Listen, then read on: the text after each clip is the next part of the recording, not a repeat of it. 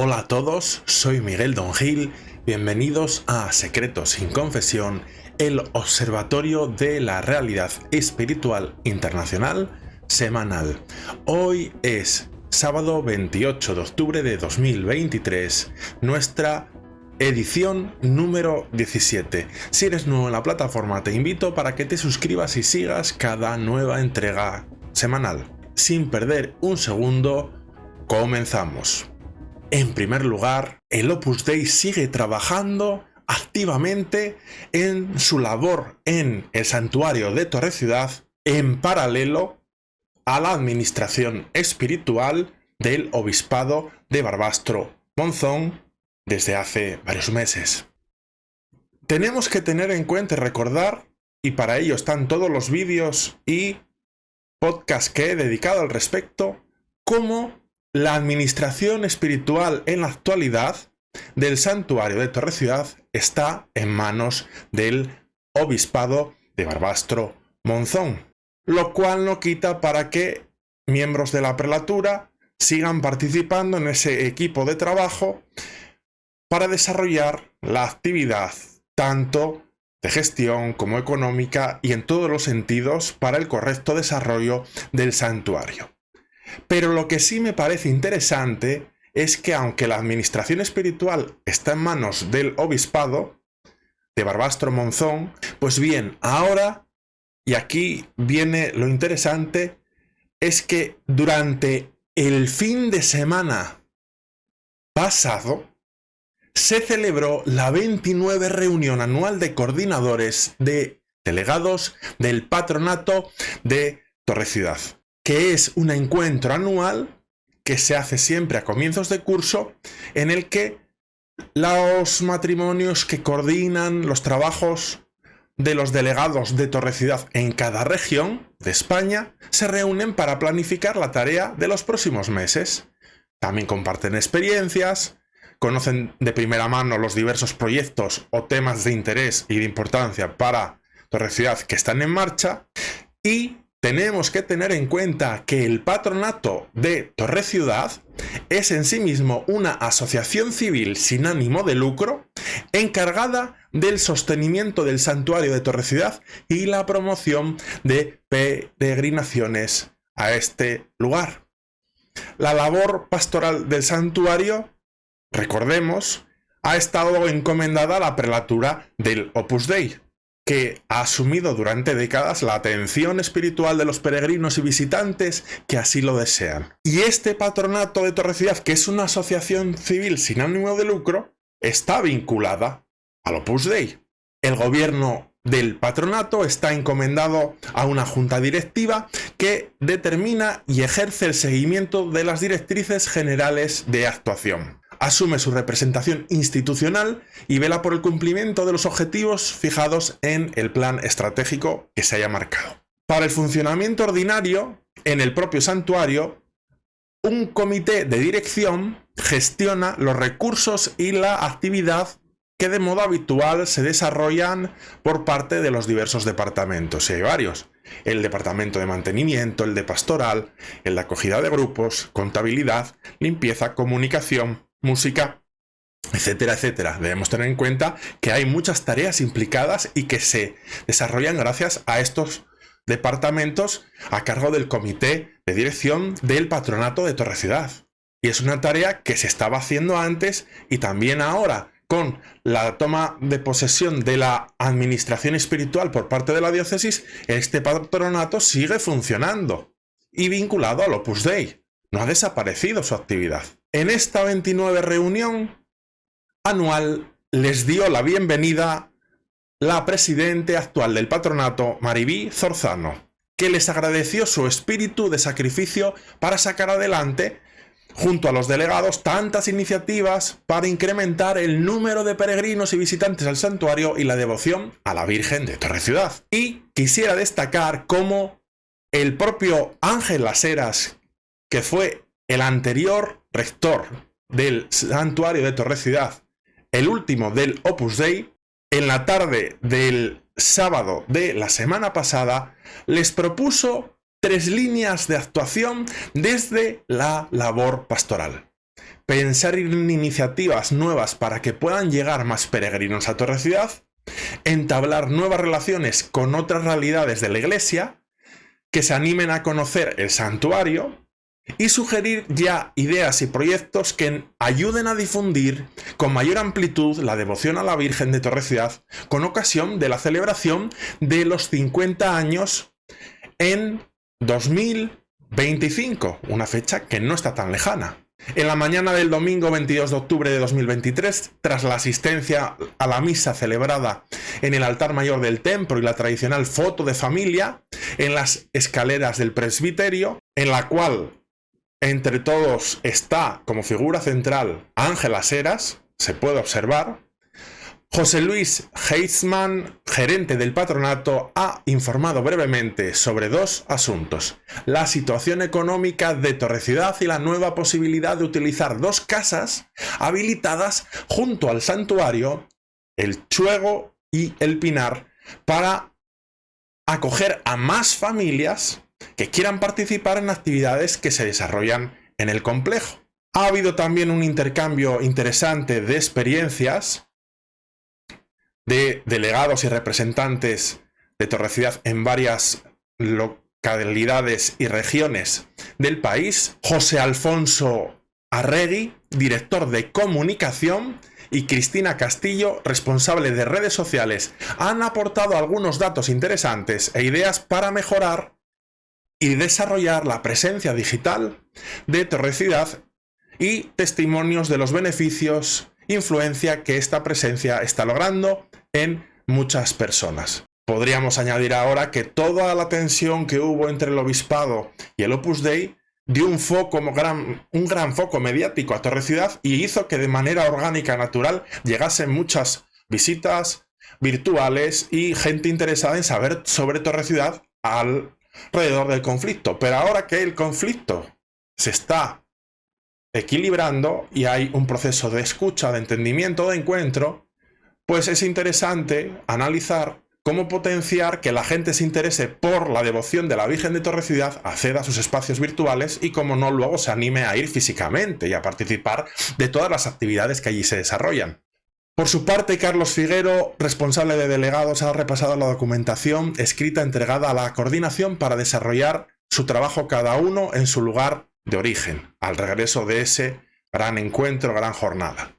A mí lo que me parece muy interesante es observar cómo, a pesar del cambio en la dirección espiritual de Torre Ciudad, cuando ahora mismo el rector ya no es un miembro del Opus Dei, observamos que en paralelo la actividad y todo lo que ha venido desarrollando durante décadas el Opus Dei se mantiene. Ese patronato de Torre Ciudad vinculado al Opus Dei, y lo hemos visto que ha tenido la participación y presencia de Ángel Las Heras, el último rector del Opus Dei del santuario de Torre Ciudad, y que sigue formando parte del equipo de trabajo allí presente en el santuario, pues este patronato es el que está desarrollando todas las iniciativas, todas las gestiones, analiza todos los aspectos de tipo económico, la intendencia, la atención a los peregrinos, y hace nuevos proyectos.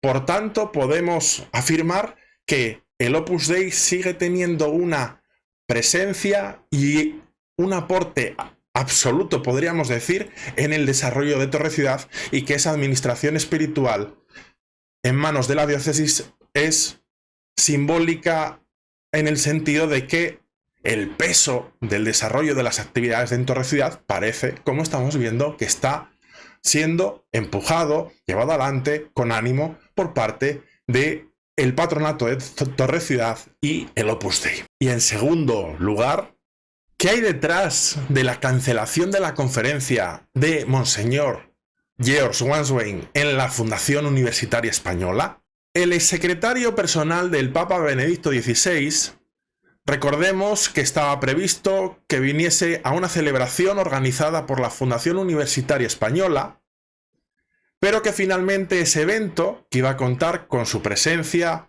principal como conferenciante, la presencia del cardenal Rouco Varela, la presencia del nuncio apostólico en España, Bernardito Auza, pues al final no se dio porque la fundación comunicó que por motivos de organización se suspendía. Es cierto que hubo polémica cuando se convocó, pues algunos la vieron como un evento académico que de manera, vamos a decir, suberticia podía ir dirigido a lanzar algún tipo de crítica al pontificado del Papa Francisco, pero todo esto no dejaban de ser suposiciones. Lo cierto es que el evento no se celebró y Monseñor George no vino a España. Debemos recordar cómo el día antes de la celebración de la conferencia, la Fundación emitió un escueto comunicado indicando que suspendía el acto por motivos de organización. Esta es la única información oficial existente. Hubo medios de comunicación que hablaron de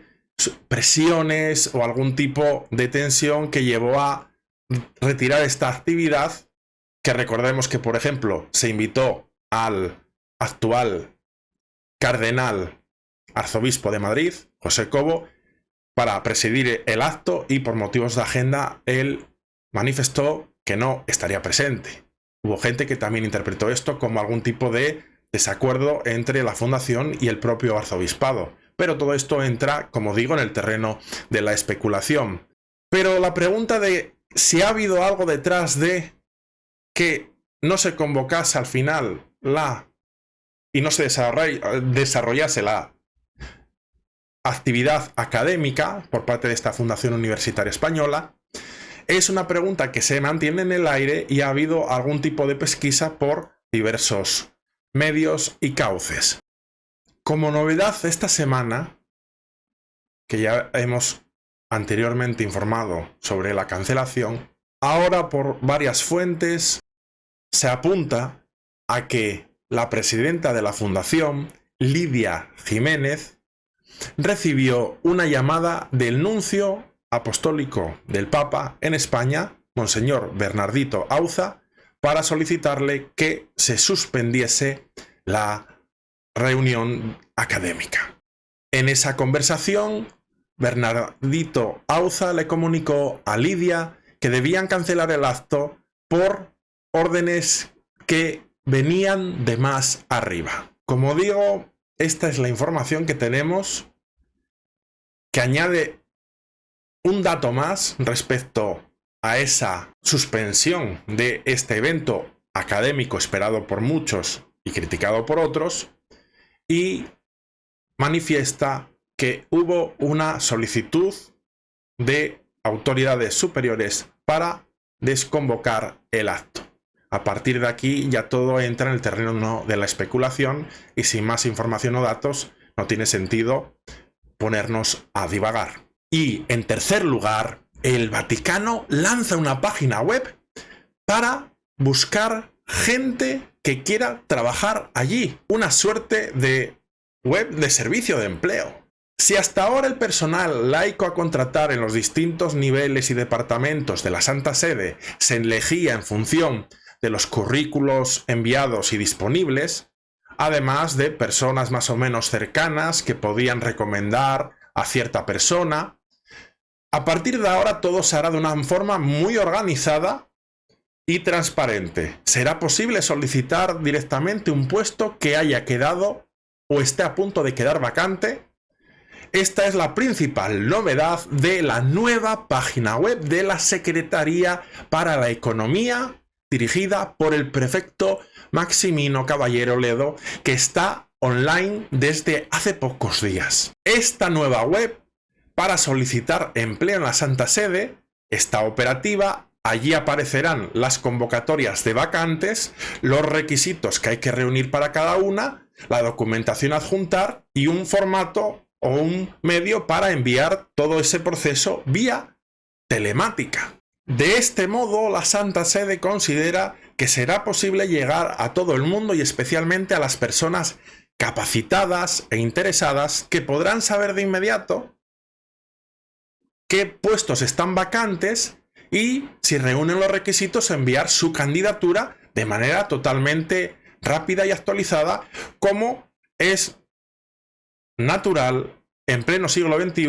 en el que muchas instituciones tienen sus propios cauces informáticos para que las personas interesadas en trabajar o colaborar en ellos envíen sus candidaturas.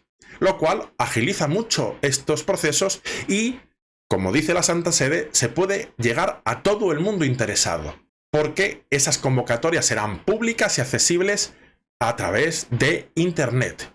Y en cuarto lugar, parece que puede llegar el final de las sotanas en la Iglesia Católica. El Papa Francisco ha afirmado recientemente que es un escándalo ver a sacerdotes jóvenes probándose sotanas en sastrerías eclesiásticas de Roma. La Santa Sede ha publicado el mensaje del Papa Francisco en la tarde del miércoles de la 18 Congregación General de la Asamblea Sinodal. El pontífice ha criticado, como ya ha hecho otras veces, el clericalismo, que ha calificado de un látigo, un azote. Es una forma de mundanidad que ensucia y daña el rostro de la esposa del Señor, la Iglesia. Esclaviza al santo pueblo fiel de Dios.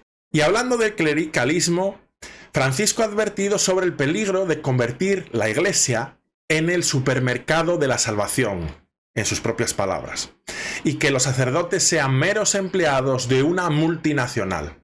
Es, afirma el Papa, la gran derrota a la que nos lleva el clericalismo. Esto con mucha pena y escándalo. Y ahora es donde hace esa referencia a las sotanas. Basta ir a sastrerías eclesiásticas en Roma para ver el escándalo de sacerdotes jóvenes probándose sotanas, sombreros o albas y roquetes con encajes, ha dicho el Papa.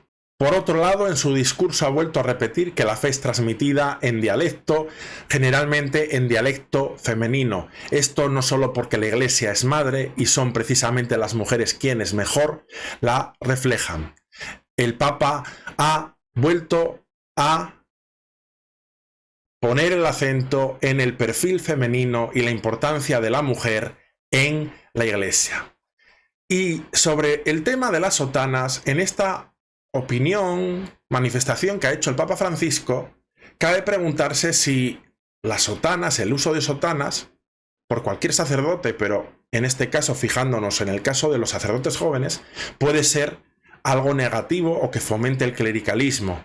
Aquí habría un intenso debate, gente a favor y en contra de las sotanas las hay.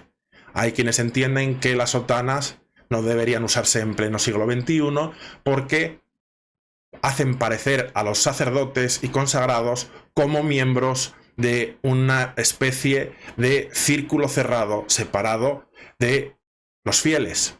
De ahí la importancia de quitarlas. Pero otros manifiestan que las sotanas son un símbolo de la presencia de los sacerdotes en la realidad social y una forma de hacer ver a las personas el trabajo que la Iglesia hace y también saber dónde hay un sacerdote al que acudir en caso de necesidad. Entonces las sotanas son vistas como un signo de testimonio, de vida y de atención al pueblo de Dios. Lo cierto es que el Papa Francisco lo ve como algo a quitar o a eliminar, las sotanas entre los jóvenes. No deja de ser una opinión porque no ha habido ningún decreto, ningún documento de la Santa Sede indicando que se prohíban, pero lo cierto es que esta es la manifestación que ha hecho el Papa Francisco a este respecto. Y en quinto lugar, el Papa asegura en una entrevista para un libro que no es posible ordenar mujeres. El Papa aseguró en una entrevista para un libro que no es posible ordenar mujeres. Lo descarta categóricamente. En una entrevista para un libro que ha sido publicado el pasado martes, el Papa Francisco reafirmó la imposibilidad de que las mujeres lleguen a ser sacerdotes o incluso diaconisas ordenadas. Además, descartó en paralelo a esto, que acabar con el celibato solucione la escasez de sacerdotes en muchas partes del mundo. Y este testimonio es interesante porque estamos en el contexto del sínodo, de la sinodalidad, donde el tema de la ordenación de mujeres y el celibato sacerdotal se han tocado de algún modo. Pero vemos cómo la posición del Papa Francisco en este sentido es totalmente clara. No a la ordenación de mujeres y no al celibato opcional. Y hasta aquí la información de esta semana. Me encantará saber, como siempre, vuestra opinión al respecto de las noticias y os responderé, como siempre, en la caja de comentarios si me estáis viendo por YouTube, y si me escucháis por el podcast, os animo a que a través de las diversas redes sociales y el correo electrónico podáis manifestarme vuestros comentarios. También os responderé. Y sin más, os envío un cordial saludo.